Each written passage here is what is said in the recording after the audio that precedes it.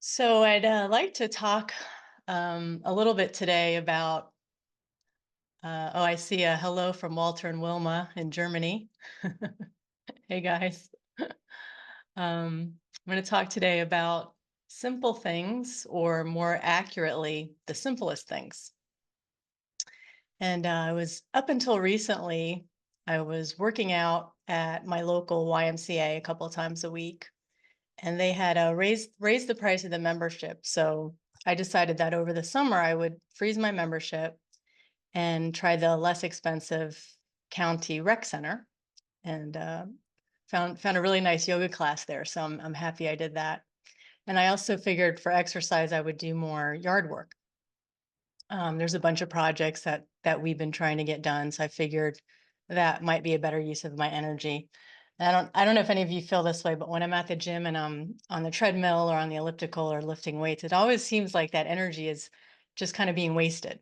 It's good for me, it's good for the body, but it's nice to see some output for your energy. So gardening and yard work, at least you can you get the exercise, but then you feel like you've had the benefit of it as well in your yard. So anyway, so our yard is it's pretty big. It's half an acre, and we have a large organic vegetable garden. So there's always a lot to do. And my yard is set up where there's two tiers, and the bottom tier is where there's by our house where there's grass and it's more manicured, and there's some kind of beds going up that have flowers and stuff. And then there's a second tier, and up there is where the organic vegetable garden is, and we have blueberry bushes and pawpaw trees, and the woods are back there. So it's very, very pretty, but kind of a little more rustic up there, a little rougher. And I consider the more manicured part my area, and then the upper part is more where my husband works and does his stuff. So to get up to the second tier, there's these kind of a big set of steps, and they're pretty wide steps. And then to come down the steps, it's not like it's like a slope going down the steps. So it's not very easy to go down the steps. So I've always gotten a little nervous that I'm going to slip or something and fall down these big cement steps. So I had remembered a while back ago that when I was hiking one time, I had found a big stick. I'd hiked up to a waterfall, and it had started raining, and it had got kind of slick. And so again, I was kind of nervous going down these steps, and it was slippery. And so I found a stick by the side, and used the stick to go down the mountain. And I found that really helpful. And I know there's hiking sticks and walking sticks and stuff like that, but I've never really utilized those. So anyway, in our upper part of our yard, we have trees that pop up all the time and start growing. And my husband will cut down the tree and then strip the branches and the leaves off and end up with these long sticks. And so there's just a stack of them in the yard all the time. And I'm looking at these sticks and I'm like, wow, this would make a nice, like a nice hiking walking stick. So I took about 4 of them, set them aside, and started trying different ones. And I found one that I really liked. So I started getting in the habit of when I would go up to the second tier of our yard, taking a stick with me, and then I could, use it to come down the steps and everything. And so that was very helpful. And then recently I thought, well, I'm carrying the stick around me more, just trying to get in the habit of having it. And I was working on a pine straw project. And I don't know if you know pine straw, but we use it here kind of like mulch. So we put it around our beds and things like that. And so if you're trying to get it underneath bushes and stuff, you got to climb under there. And I thought, well, gosh, I'll just use this stick. And I started using the stick to place the pine straw. And I said, wow, that's really cool. We also have in our yard something called jarrow spiders. I don't know if you guys are familiar with that, but they've migrated here from somewhere else, and they're these huge spiders with these huge webs, and they take over the yard by the end of summer now. They've been here a couple years now. So anyway, as I'm working out in the yard trying to trim bushes, there'll be spider webs everywhere. So my stick that I'm walking around with, I was like, great, I can just get rid of these spider webs as I need to. And then recently, I was going to pick blueberries, and there's a lot of dead leaves around the blueberry bushes. And we've had copperhead snakes in our yard before, so I don't like to walk in the leaves, not knowing what's there. And I realize as I'm describing this, I'm making my yard sound really scary, but it's actually quite peaceful, quite beautiful. But I discovered that I could use my stick to clear a path to the blueberries, and so I was very happy about that. So, so it was a simple stick that came out of my yard for free, and it's been so useful and so helpful, right? And so one day I'm just walking around with my stick, and it got me thinking about how sometimes the simplest things are really the best things and can be so helpful and so useful to us. And I think oftentimes we can overly complicate things. We're so busy all the time, and we can forget to enjoy the simple pleasures in life. I used to sit out in my backyard, and I would just sit for hours sometimes, enjoying nature and being still. And then somewhere along the way, I got out of the habit of doing that. And, I started to feel more stressed and less joyful. And I realized I wasn't taking the time to notice the good things around me, the simple things.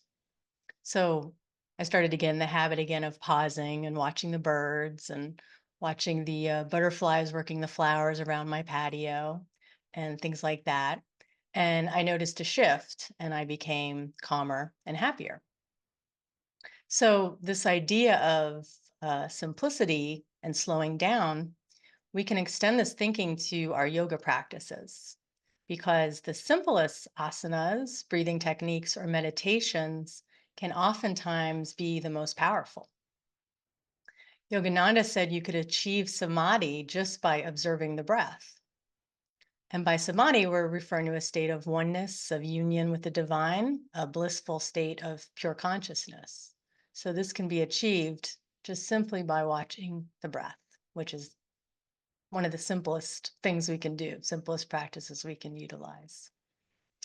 And so while it can be helpful to know and practice more advanced techniques at times in our practice, I always find it helpful to go back to the simplest things once in a while, or even just continuing to do them all of the time. I had begun recently reading and working with a new book about yoga and Kriya, and they talked about the importance of Shavasana, which to me is basically one of the simplest things we can do. Mostly you're just laying there. But at the same time, there's so much happening within the mind and the body, because we are not moving in Shavasana, we stay still. So the body gets complete rest, the muscles, everything gets to rest.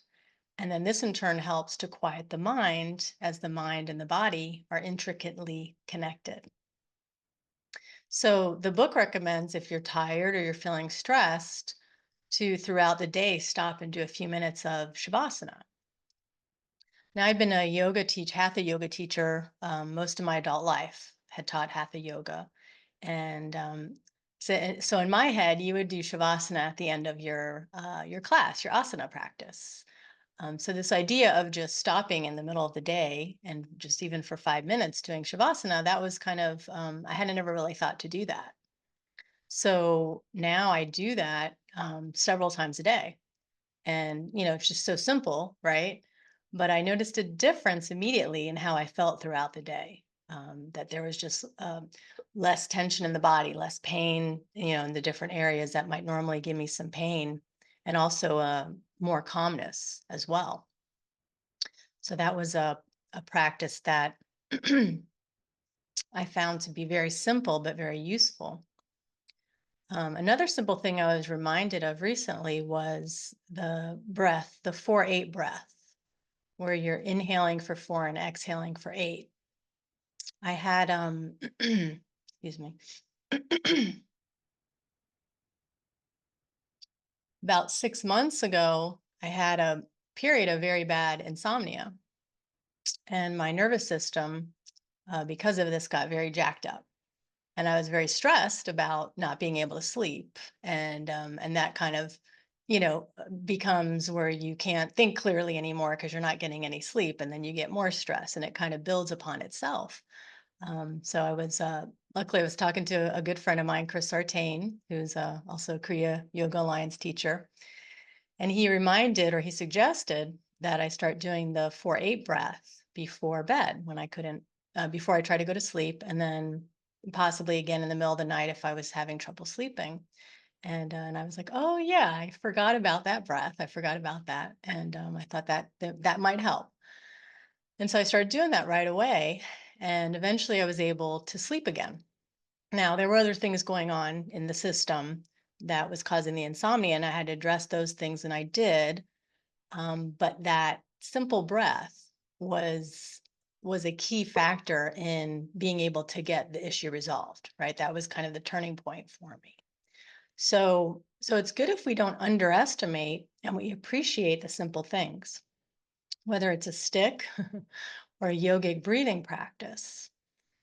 So I thought we could do these two simple practices together, and then we'll have some silent meditation.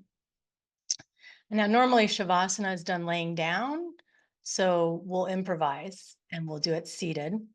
And then, but as we're doing it, you can also, at another time, if you want to just lay on the floor, you can do simply what I'm doing, but you would just adjust it to being on the floor. So go ahead and sit up straight.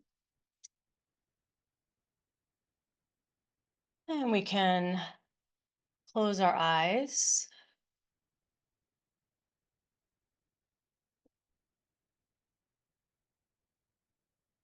And we'll just take a couple of deep breaths to get settled in.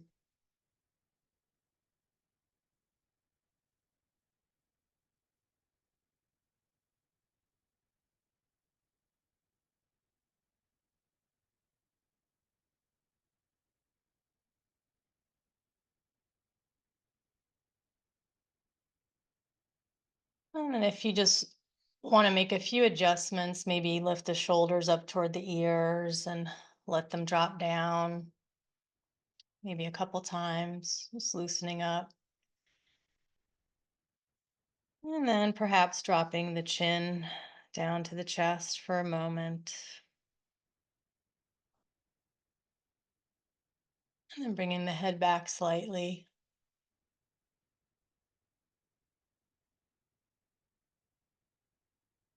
And then let the head drop forward again.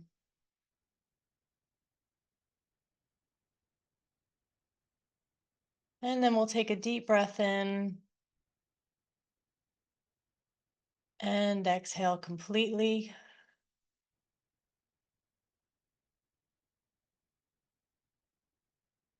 And so when we're doing the 4-8 breath and we're exhaling for twice as long as we're inhaling, this will activate the parasympathetic nervous system.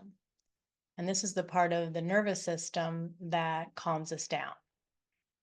But in order to have this effect, we need to do at least 5 minutes of the 4-8 breath. So we'll be sure to do at least 5 minutes today. And so one more time, deep inhale, inhaling completely. And then exhale completely.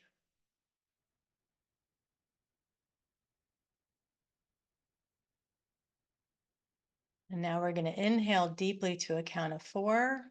Inhale 1, 2, 3, 4. Pause. And then exhale to 8. 1, 2, 3, 4, 5, 6, 7, 8. Again, inhale. 1, 2, 3, 4. Pause. Exhale. 1, 2, 3, 4, 5, 6, 7, 8. And so continuing in that fashion, you can go at your own pace, and you may find that the 4-8 is not comfortable for you. So you could lessen that to a 2, 4, inhaling 2, exhaling 4. Or if you find it's too easy, then you could do an inhale for 5 seconds, exhale for 10 seconds. It's just kind of finding that number that's comfortable for you and then working with that. And as long as your exhalation is twice the time of the inhalation, you'll get the relaxing benefits of this breath.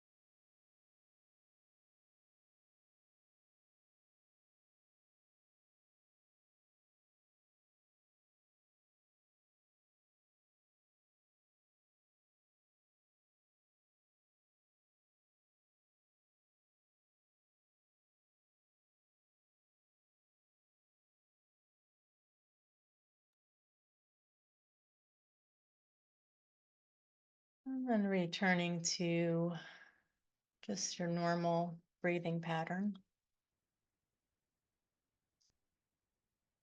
We'll move into our Shavasana practice. And so, as we do this short practice, just trying to stay as still as possible.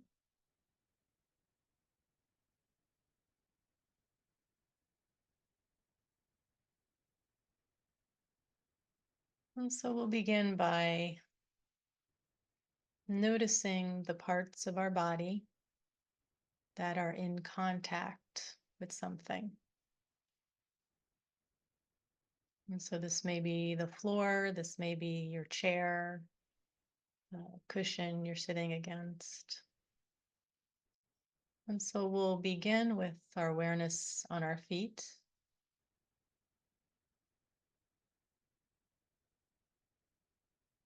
And noticing where your feet are in contact with the floor.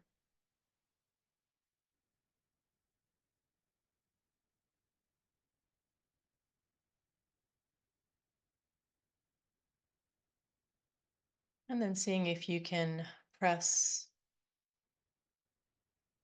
the different parts of the feet a little more into the floor. So you may start with your toes, just press those down.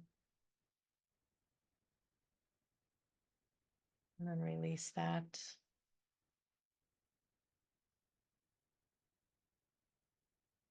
And then pressing down the ball of the foot, releasing that. And then pressing down the heel or heels.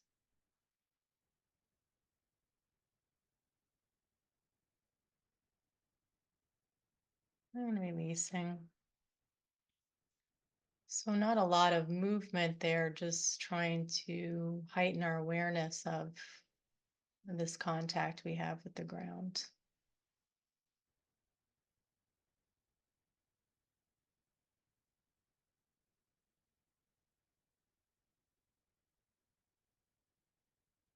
Then moving our awareness to the upper thighs, or actually the back of the thighs and the buttocks area. Noticing the contact there with your chair, or you may be sitting on the ground.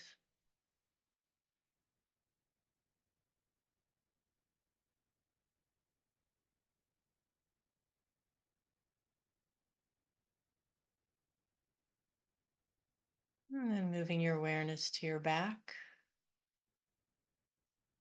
noticing perhaps a slight pressure on the back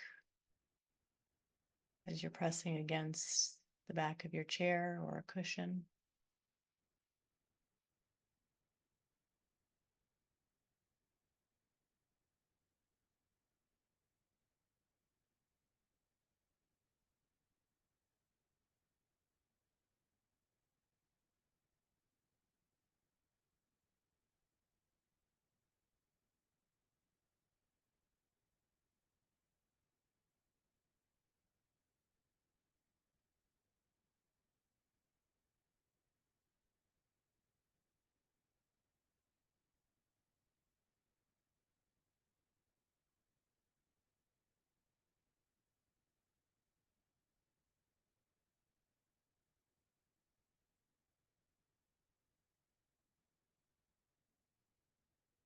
Now we'll start to feel the body becoming very heavy.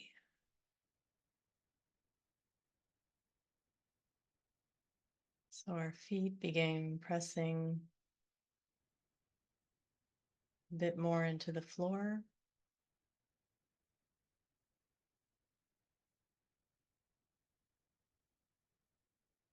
The buttocks and thighs rest more heavily into the chair.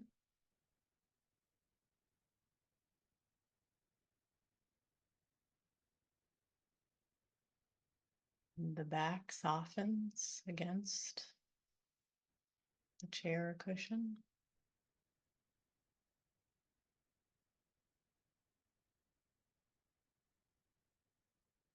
We can release the shoulders, let them drop down.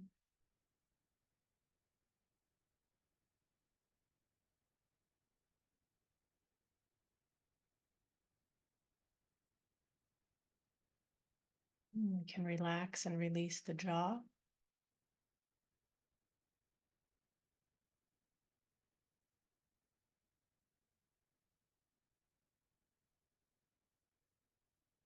We can soften any tension in the forehead or the face.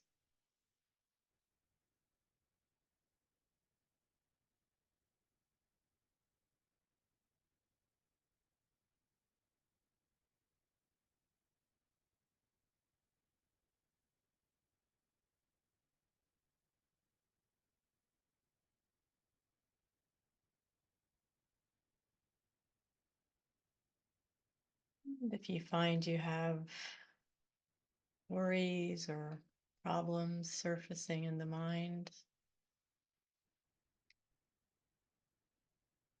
you can simply tell these problems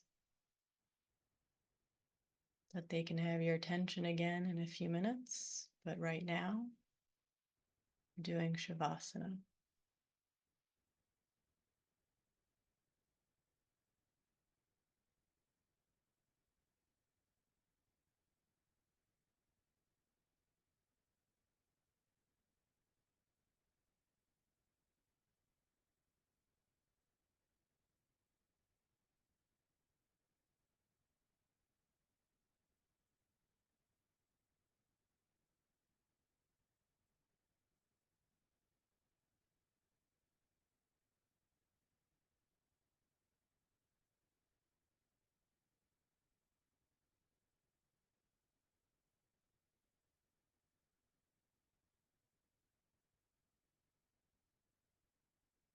And now taking a deep breath in and out.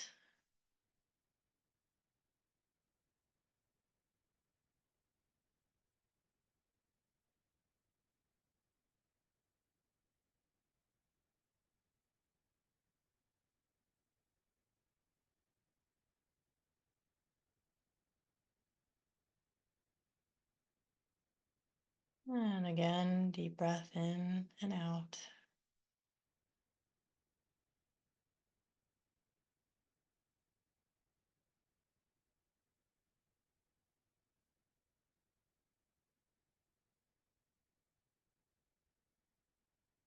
Now, as we move into our meditation, we can open our mind and our being to the infinite.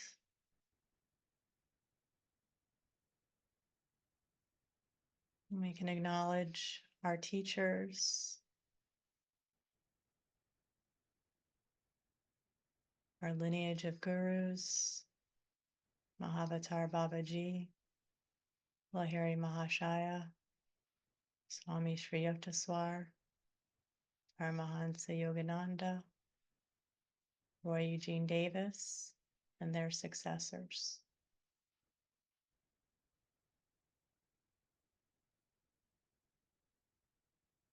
And now moving awareness to the breath, just allowing the breath to soften and become more subtle.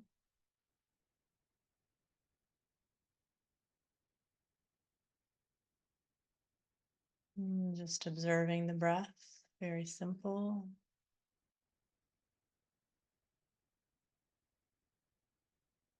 Noticing that gentle rise and fall.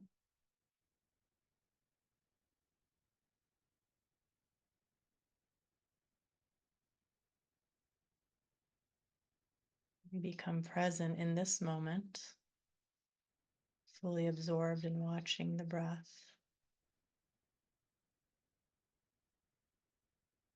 We let all thoughts of future or past just dissolve into this moment.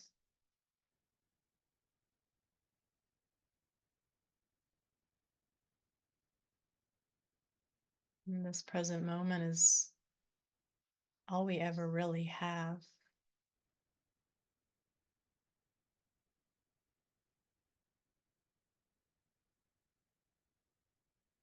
And so we can learn to be here now in this moment, present with our breath.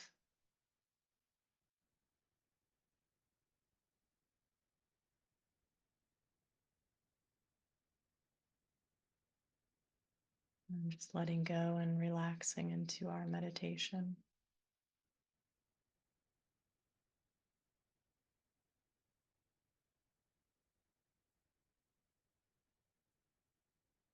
And as we continue to observe the breath, we can bring some awareness to the center of the forehead and the top of the head as well.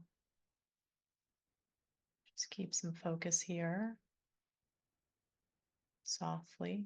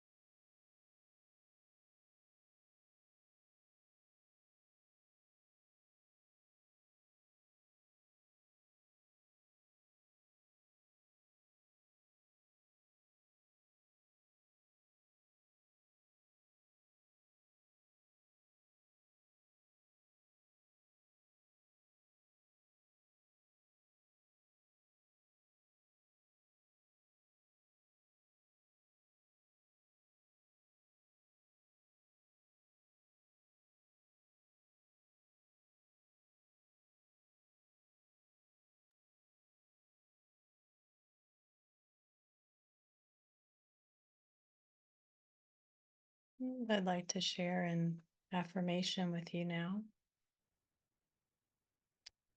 This is from my teacher, Roy Eugene Davis. And we can acknowledge with gratitude, peacefully poised in the universe, living skillfully and appropriately. I always have the full support of the processes of nature, emerging events, and freely provided actions of grace in my life. Resources in the forms that are necessary, along with supportive events and relationships, are always easily provided for my highest good and the highest good of everyone who is influenced by my states of consciousness, mental states, and actions.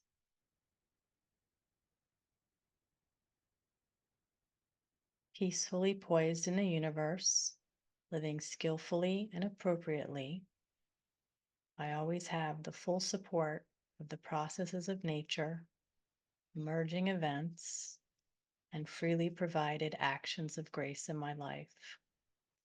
Resources in the forms that are necessary, along with supportive events and relationships, are always easily provided for my highest good and the highest good of everyone who is influenced by my states of consciousness, mental states, and actions.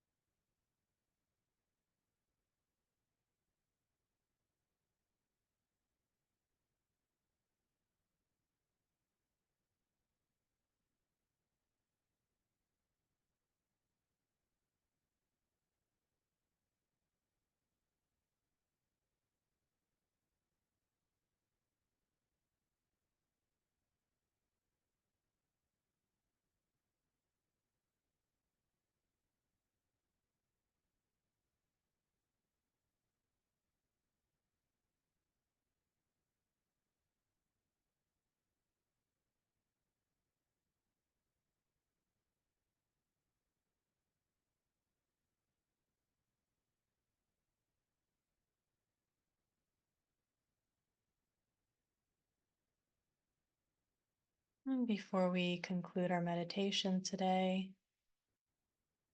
we'll take a few moments to send our loving and kind thoughts outward into the world, acknowledging all souls with compassionate goodwill. We wish for them their highest good, and we see them healthy, happy, and content. We see everyone awake in their true nature.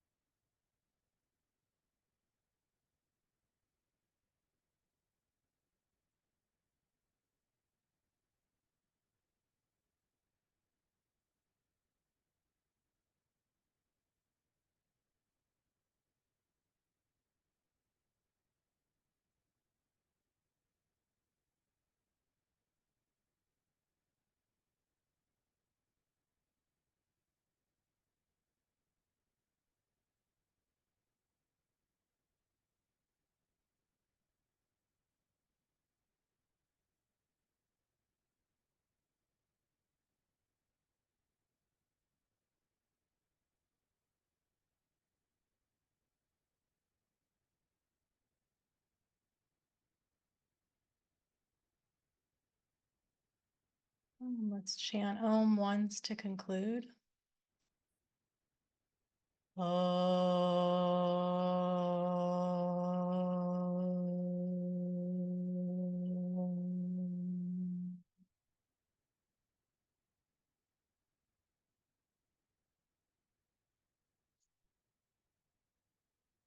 Peace.